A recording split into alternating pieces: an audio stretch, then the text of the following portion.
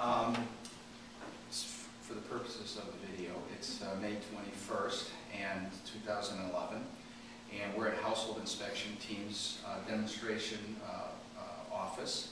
And this is Alex, yes, who's one of the inspectors that I've used for my buyer clients at Household Inspection Team. And I wanted to thank you very much for taking time out today. Thank you for coming. So, welcome everyone, and we'll start the presentation. Oh, yeah. All right.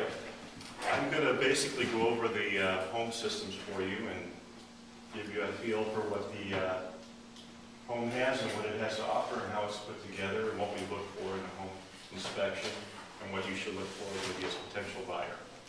So we're going to start off on the outside. And we have on display several roofing types up here. We have slate, you have some clay tile, you have some wood cedar shake, you got some fiberglass shingle, composition shingle, and various ventilation types. Over here we have a low slope roof. A lot of the construction in Chicago is going to be masonry. Usually it's going to be 8-inch block. We've run into a lot of issues with full width block being used for construction because moisture gets into the block, transfers fully to the interior where you have burning strips. So one thing that we look for when we're doing an inspection on the exterior is we're looking for flashing at the windows and doors, weeps that allow for any moisture that hits the wall to roll off and come through and basically be pulled out by these weeps. A lot of the buildings will have that. They'll have it on each floor, spaced out. So are the weeps, that's like the rope in there, right? Right. And it allows the moisture to wick out. So are those placed only above the flashing and the windows, or will you find Well, what you have at your windows and doors, they're pushed out from the wall. They're the most susceptible areas for moisture.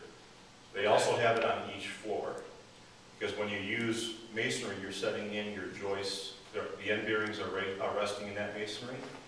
So if you're allowing moisture to hit the end bearings, sooner or later they're going to rot out and you're going to have the floors collapse down. So when did they start incorporating the weep technology? So if you're looking at like an older home, like say housing stock built like in the 20s, would that have that kind of technology in it? No, it wouldn't have that. It's only required on newer construction. We have some of the older brick that they used is fired, and it usually actually holds up much better to moisture than a lot of the newer stock that we have coming through. Okay. And they have a lot of building materials now that are newer. They actually look like brick, but it's really concrete, or it's reclaimed brick. So it gets a little bit difficult to tell. Those materials are supposed to come from the manufacturing process with resistance to moisture, but once they install the brick, they're also supposed to clean it and reseal it as well. The flashings are designed in case that element fails. So the resistance to moisture fails and it gets into the wall system, it actually will take the moisture out. The best masonry construction that you have is when you actually have 4-inch block and then 4-inch brick on the front and you have a gap in between. That's tied in with these metal ties that ties in the structure. There would be rebar that's supporting the concrete block that's actually supporting the end bearings of the trusses and joists. Yeah. Oh yeah, absolutely. Feel free to come in. So. Oh, okay. And we're looking at a gap in between approximately 1 inch.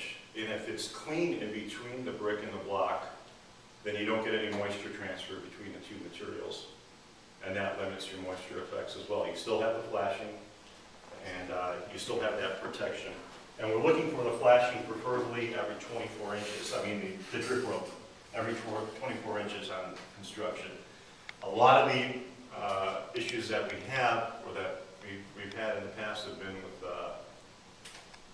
construction during a little bit of our boom that we had in 97, 98, 99, 2000, 2001, and the city didn't really develop a uniform standard with the concrete block construction where they were actually requiring all that flashing. So a lot of those buildings, they've had to come in with a heavier sealant to actually prevent that concrete block from taking in moisture and affecting your joists and your frame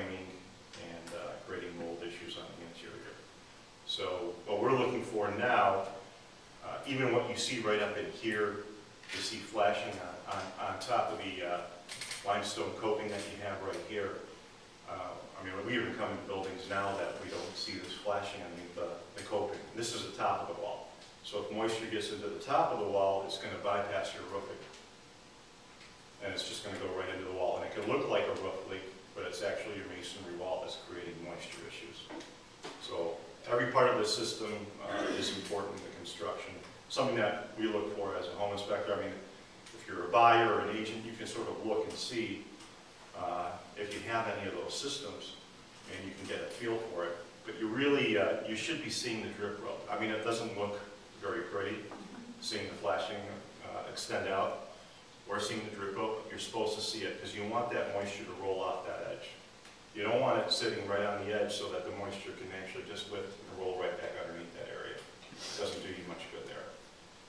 And we're looking for an extension into this wall area actually with this flashing so that it captures the moisture and prevents that moisture from coming in this lintel.